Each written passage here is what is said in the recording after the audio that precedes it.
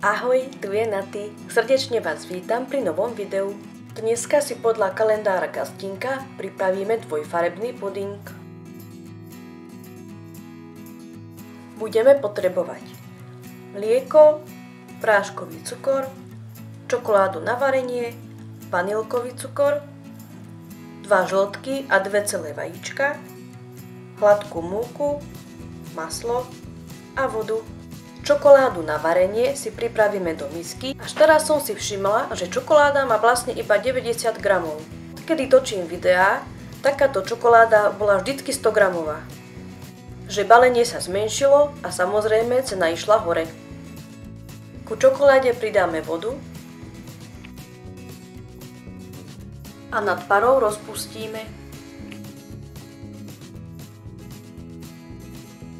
V hrnci zmiešame cukor a múku.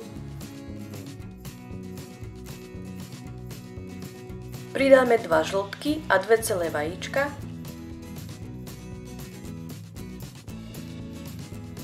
Pridáme mlieko a za stáleho miešania uvaríme.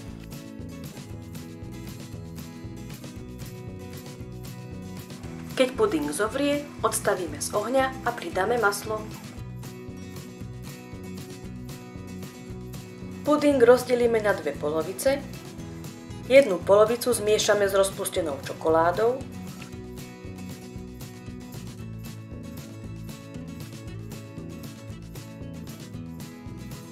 A ku druhej polovici pridáme vanilkový cukor.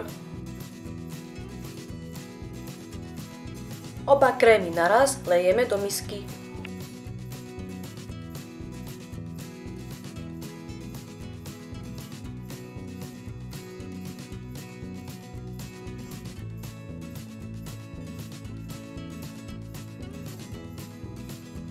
Puding podávame vychladený. Puding mi veľmi chutil, dávam mu 10 bodov z 10.